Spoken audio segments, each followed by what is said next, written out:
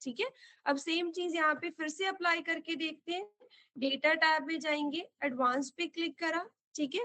फिर से ये देखो लिस्ट रेंज पूछ रहा है। लिस्ट रेंज क्या होता है? वो डेटा सेट जिसके ऊपर हमें फिल्टर अप्लाई करना है।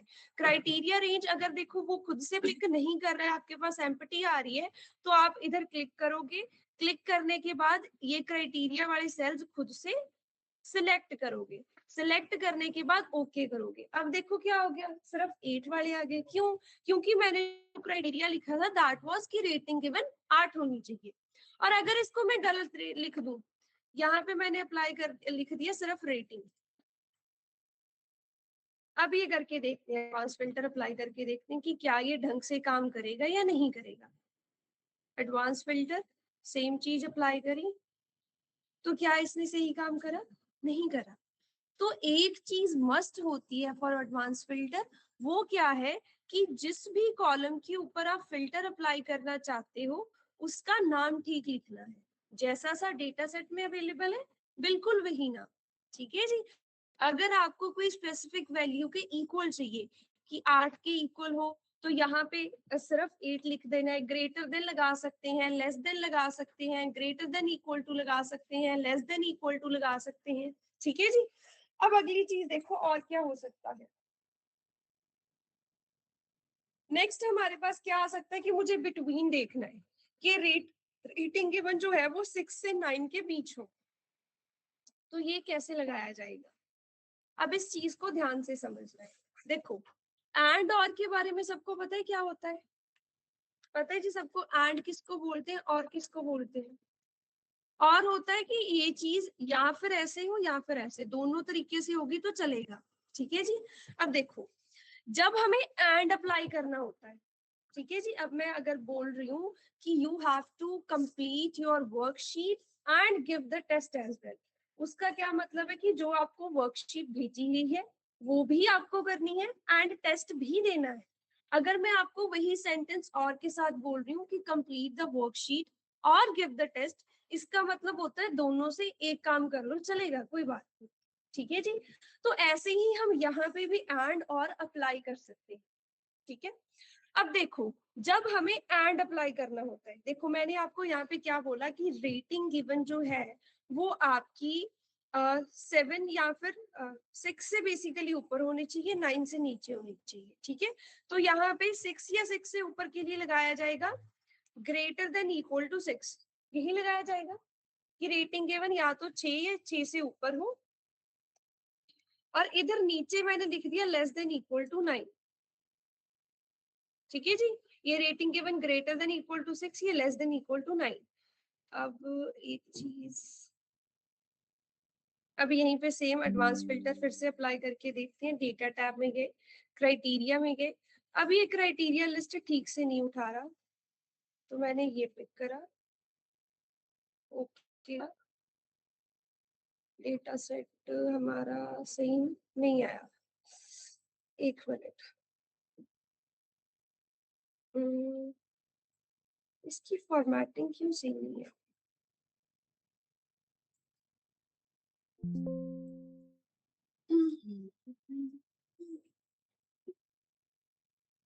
अच्छा, एक बार ऐसे कर लिए, एक और चीज करके देखते हैं। यहीं पे लिखा फिर से मैंने रेटिंग गिवन, और यहाँ पे लिखा गया लेस देन इक्वल टू 9। अब लगा के देखते हैं फिल्टर।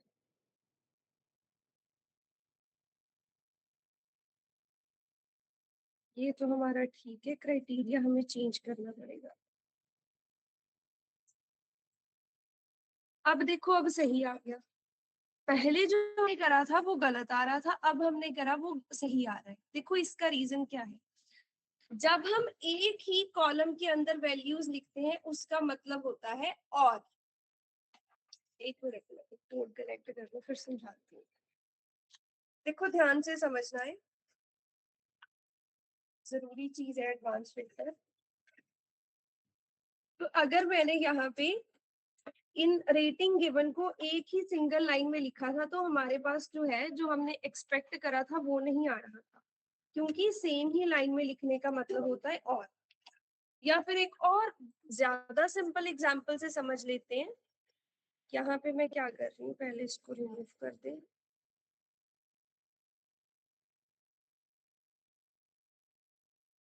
क्लियर से ये एडवांस फिल्टर क्लियर हो जाता है।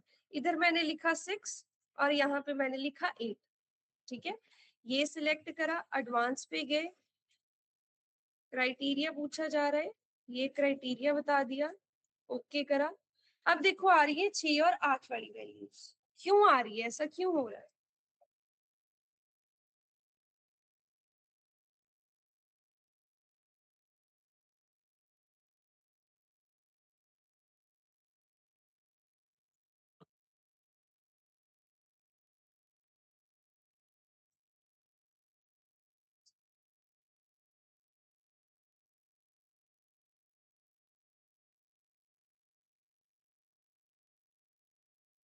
पहले मैंने लिखा कि ये जो मेरा रेटिंग गिवन वाला कॉलम है, इसके अंदर वैल्यू 6 हो या 8 हो।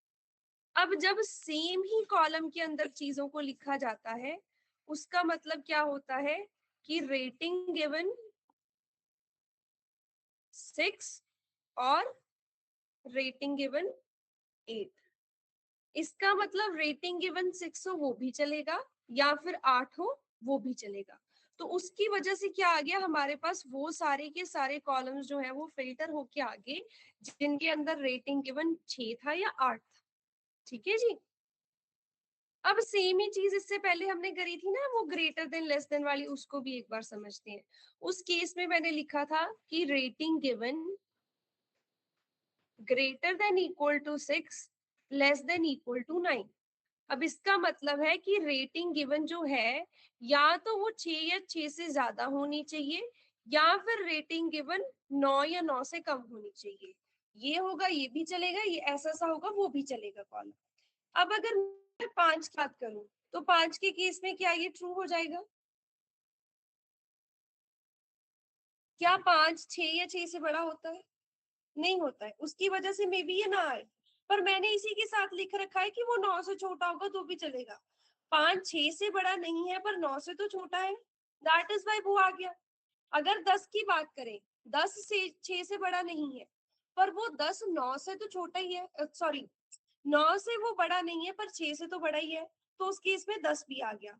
अब अगर 8 की बात करें, तो 8 इस 6 से भी बड़ा है, 9 से भी छोटा है, 8 भी आ गया। मतलब जो भी वैल्यू मैं लिखूंगी 1 से लेके 10 के बीच में, वो दोनों में से तो किसी एक के लिए ट्रू तो हो जाएगी, या वो 6 से बड़ी होगी या वो 9 से छोटी होगी। ठीक है, तो इस वजह से ये और होता है कि दोनों में से भी कोई होगा तो चलेगा। इस वजह से क्या आ गया, सारी की सारी वैल्यूज इधर 5 6 7 8 10 सारी की सारी आ गई। पर जब मैंने इसको ऐसे लिखा था, एक कॉलम में लिखा गया rating given greater than equal to 6, दूसरे कॉलम में लिखा गया rating given less than equal to 9, तो उस केस में हमारे सारे नहीं आ रहे थे, उस केस में आ रहा था सिर्फ 6 7 8 एंड 9।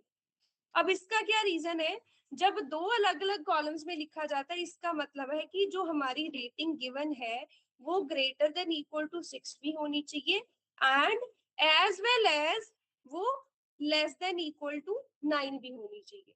अब सपोज किसी रो के अंदर रेटिंग गिवन की वैल्यू जो है वो 5 आ रही है, 5 के केस में अगर देखेंगे तो क्या वो ग्रेटर देन इक्वल टू 6 है? अरे यार ये तो बेसिक मैथमेटिक्स है, क्या 5 ग्रेटर देन इक्वल टू 6 है? नहीं है, तो यहाँ पे ही गलती होगी, यहाँ पे ये फॉल्स आ गया, तो इसका मतलब वो आएगा ही नहीं। जो हमारी वैल्यू है उसके लिए कंडीशन दी गई है कि वो 6 से बड़ी होनी चाहिए पर 9 से छोटी होनी चाहिए, दैट इज वाई वो सिर्फ 6 और 9 के बीच की वैल्यूज ही पिक कर रहा है। तो अगर हमें कोई ऐसी सी कंडीशन अप्लाई करनी है कि ये दोनों कंडीशंस जब सेटिस्फाई होंगी, देन ओनली वो रो हमारे पास आउटपुट में आए, उस केस में क्या करना है, उस केस में उसको एंड के साथ लिखना है। और एडवांस फिल्टर में एंड लगाने का तरीका क्या होता है, दो अलग अलग कॉलम्स में क्राइटेरिया स्पेसिफाई करना। और लगाने का तरीका क्या होता है, सेम ही कॉलम में वैल्यूज को स्पेसिफाई कर देना। ठीक है जी, समझ आई इतनी चीज? दोबारा से समझाने की जरूरत किसको? क्लियर है जी? आगे चलते हैं, नेक्स्ट हमारे पास क्या चीज आ रही है इधर। अब next is advance filtering multiple criteria. ठीक है जी। मल्टीपल क्राइटेरिया के केस में देखो यहाँ पे हमें 2 क्राइटेरिया दिए गए हैं। पहली चीज तो कॉन्वर्सेशन ड्यूरेशन 500 से ज्यादा होनी चाहिए और रेटिंग गिवन जो है वो 7 से कम होनी चाहिए, देन ओनली वो हमारे पास आउटपुट में आएगा। ठीक है जी। अब मल्टीपल क्राइटेरियाज हो गए तो सिंपली हमें क्या करना है, डेटा सिलेक्ट कर लो या सिंपली जाके एडवांस पे क्लिक कर दो, हमारी मर्जी है, जैसे मर्जी। तो ये खुद से ही डेटा को पिक कर लेता है मोस्ट प्रोबेबली। इसने पूछा कि जिस डेटा सेट को आप फिल्टर करना चाहते हो क्या वो A1 से लेके I2578 तक लाइक कर रहा है, तो देखो बिल्कुल जी यही है ना हमारा डेटा सेट, तो सारा डेटा सेट सिलेक्ट हो रहा है, ऑटोमेटिकली उसने पिक कर लिया। अगर नहीं भी पिक करता है तो आपने सिंपली किसी भी सेल को सिलेक्ट करके कंट्रोल A कर देना, उससे सारा का सारा डेटा सेट आपका क्या हो जाएगा, सिलेक्ट हो जाएगा। उसके बाद क्राइटेरिया पूछा जा रहा है, अगर उसने ऑटोमेटिकली पिक ना करा तो उस केस में हमें खुद से क्राइटेरिया वाले सेल्स जो है वो सिलेक्ट करने पड़ेंगे। ठीक है जी। तो ये मैंने सिलेक्ट कर लिए। Copy and filter in list का ही हम अभी filter the list in place he select कर रहे हैं, ओके करा। तो अब हमारे पास वो रिकॉर्ड्स आ जाएंगे जिनके लिए conversation duration was greater than 500 and rating given was less than 7। ठीक है जी। हमने फिल्टर भी अप्लाई कर दिया, यहाँ पे पता भी नहीं चल रहा है कि कौन से कॉलम्स पे क्या क्राइटेरिया के लिए फिल्टर लगाया गया है।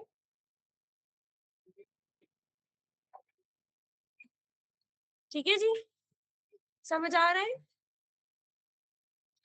अगली चीज देखो, अब हमारे पास अगली चीज क्या है, यही एडवांस फिल्टर लगा के शीट को किसी दूसरी शीट पे कॉपी कर देना, आपका बेस डेटा भी रह जाए, जैसा सा आपका पूरा का पूरा डेटा सेट था वो आपका। अब जैसे यहाँ पे अगर देखो जब फिल्टर लगाया जा रहा है, बेस डेटा सेट तो नहीं बच रहा हमारे पास, सिर्फ फिल्टर्ड हमें दिखाई दे रहा है कि जो भी फिल्टर्ड वाला पोर्शन है। अब यहाँ पे हमारे पास इसके अंदर एक और भी ऑप्शन आती है, वो ऑप्शन क्या होती है कि बेस डेटा आपके पास इसी शीट में रह जाए और जो फिल्टर अप्लाई करके डेटा आया है उसको आप किसी दूसरी शीट में रखें। ठीक है जी। अब उसको करने का तरीका देखो, अब ये हमारा डेटा सेट है और ये मैंने आउटपुट के लिए एक पेज बनाया है, इसको ना क्लियर कर दो एक बार।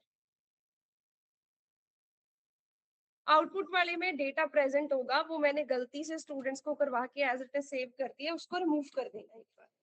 जो आपका आउटपुट वाले पेज में आ रहा है ना इधर डेटा, कंट्रोल A करके राइट क्लिक करके क्लियर कंटेंट्स कर देना, सारा पेज क्लियर हो जाएगा आपका।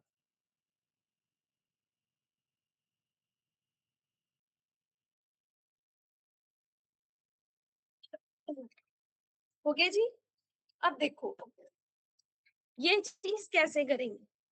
अब ये जो क्राइटेरिया है ये आउटपुट वाली शीट में भी हो सकता है, ये क्राइटेरिया बेस डेटा वाली शीट में भी हो सकता है, जैसे मर्जी कर लो, कोई प्रॉब्लम नहीं है।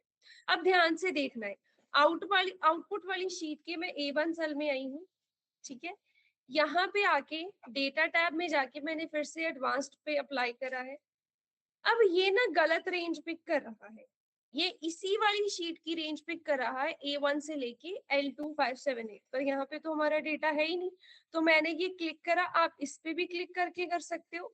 ये डिफरेंट पेज वाली शीट का जो डेटा सेट है that is our base data, list ranges के ऊपर फिल्टर अप्लाई करना है। इतना करने के बाद अब क्राइटेरिया पूछा जा रहा है, क्राइटेरिया के लिए आप आउटपुट वाली शीट में आओगे और यहाँ से क्राइटेरिया अप्लाई कर दोगे। क्राइटेरिया अप्लाई करा, करने के बाद अब हम जाएंगे इस कॉपी टू अनदर लोकेशन पे। कॉपी टू अनदर लोकेशन के केस पे अगर तो वो ऑटोमेटिकली आपकी शीट का सही सेल पिक कर रहा है तो ठीक है, अदरवाइज आप उसको खुद से बता दो कि this is the place where we want to copy the filtered data. इतना करने के बाद ओके करना है जी। देखो जो हमारे पास पहले प्रॉब्लम आ रही थी, ठीक है जी, वो क्या थी कि जब वो फिल्टर कर रहे हैं इधर से दिखाई दे रहा है डेटा इज फिल्टर्ड, राइट। पर अब जब ऐसा कर लिया हमने, हमने सारे के सारे देखो ये भी क्राइटेरिया भी अप्लाई कर दिए, कॉन्वर्सेशन ड्यूरेशन 300 से ज्यादा होनी चाहिए, तो देखो सारी 300 से ज्यादा आ रही है। ठीक है जी। फिर रिक्वेस्ट कॉन्टेक्ट टाइप क्या होनी चाहिए, सेम ही आ रही है हमारी। फिर एजेंट कौन सा होना चाहिए, वही एजेंट की डिटेल्स आ रही है। Price of product less than 100, तो सारे लेस देन 100 वाले ही प्रोडक्ट्स आ रहे हैं, बट स्टिल इस डेटा सेट से बिल्कुल भी पता नहीं चल रहा है कि इसके ऊपर कोई फिल्टर अप्लाई करा गया होगा। ठीक है जी। और यहाँ पे जो हमारा एक्चुअल वाला बेस डेटा सेट था वो भी एज इट इज पड़ा हुआ है, उसमें भी कोई भी दिक्कत नहीं आती। करके देखो, ये चीज डिफरेंट पेज में हो रहा है, क्योंकि मोस्ट प्रोबेबली स्टूडेंट्स इसमें कंफ्यूज हो जाते हैं, नहीं कर पाते हैं। तो करो एक बात, कॉपी टू अनदर लोकेशन करना है। देखो ध्यान से देखो दोबारा, अगर किसी को समझ नहीं आया है ना, मैं इसको एक बार क्लियर कर देती हूँ फिर से। आपने आउटपुट वाला पेज सिलेक्ट कर दिया, आउटपुट वाले पेज में आगे, ठीक है, एडवांस फिल्टर पे जाना है। ठीक है, अब ये पूछ रहा है लिस्ट रेंज, तो क्या लिस्ट रेंज हमारी आउटपुट वाली शीट में ही है? नहीं है ना, लिस्ट तो हमारी कहीं और है जिसके ऊपर हमने फिल्टर करना है। तो ये लिस्ट रेंज को मैंने क्लियर करा, क्लियर करने के बाद में इस पेज पे आई जहां पे हमारा डेटा प्रेजेंट है। इसका मैंने पूरा का पूरा डेटा सेट जो है वो सिलेक्ट कर लिया कि this is our list range. इतना हो गया जी सबका। इतना करने के बाद अब नेक्स्ट इज क्राइटेरिया रेंज, कि हमारा क्राइटेरिया कहाँ पड़ा हुआ है। अगर तो वो सही से खुद से पिक कर रहा है, मोस्ट प्रोबेबली कर ही लेता है, तो वेल एंड गुड है। अगर गलत कर रहा है तो हम इस आउटपुट वाली शीट में आएंगे और खुद से ये क्राइटेरिया सिलेक्ट करके उसको दे देंगे कि ये हमारा क्राइटेरिया है। इतना करने के बाद अगली चीज जो हम करेंगे that is copy to another location. अब अनदर लोकेशन वाला ये सेल एक्टिव हो जाएगा कि अगर अनदर लोकेशन पे कॉपी करना है तो वो लोकेशन होनी कौन सी चाहिए। तो मैंने यहाँ पे खुद से उसको बता दिया कि ये रही हमारी लोकेशन, यहाँ पे इसको कॉपी कर देना। आउटपुट वाली शीट का A1 सेल जो है उसको सिलेक्ट कर देना, करने के बाद ओके कर देना है जी, और ये हमारा फिल्टर जो है वो अप्लाई हो जाएगा।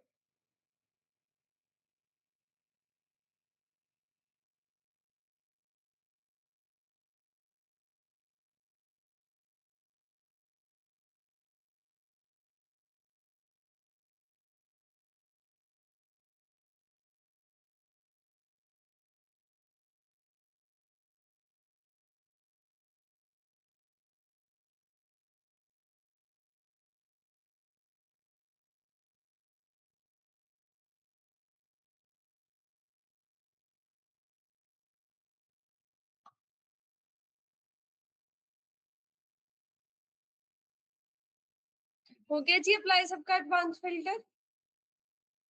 एक बार क्या करो, ये वाला जो हमने फिल्टर अप्लाई करा था ना, तो मैं इसी वाले इस फिल्टर को क्लियर कर देना, इस पे जो भी आपने फिल्टर लगाया होगा। अब इसकी आपने अलग शीट के ऊपर एक फिल्टरिंग अप्लाई करनी है, मतलब इसमें से डेटा को फिल्टर करके आपने एक अलग शीट में लेके जाना है। अब वो फिल्टर होना क्या चाहिए, आपकी जो सारी की सारी ट्रांजैक्शंस हैं वो सारी की सारी ट्रांजैक्शंस सिर्फ 7 जनवरी के पहले की होनी चाहिए।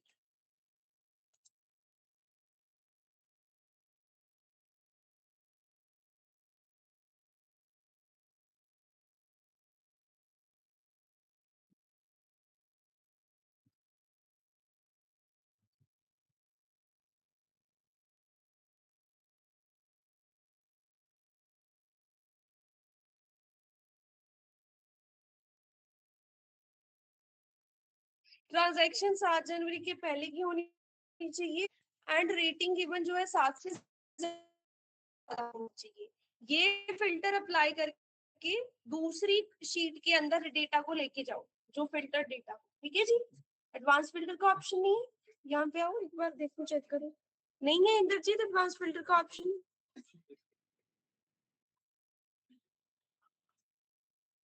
बैठ जाओ, एक ही सिस्टम पे देख लो।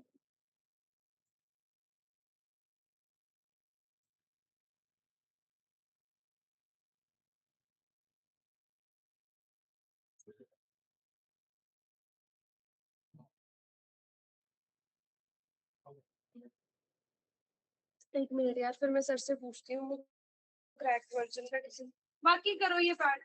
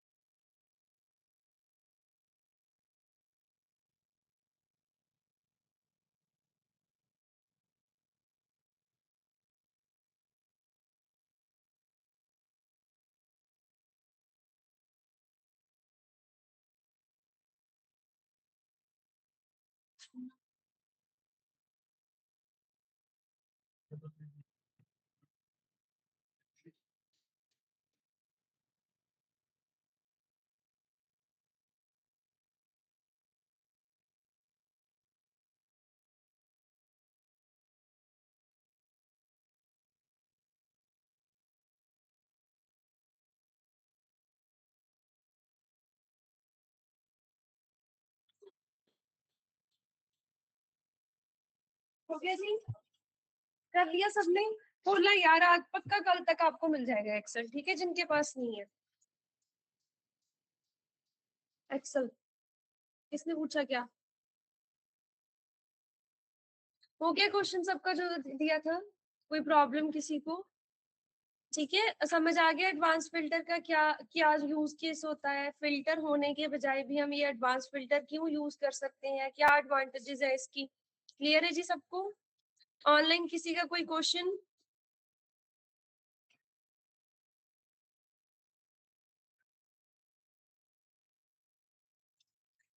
चलिए जी, फिर अटेंडेंस लगा लूं।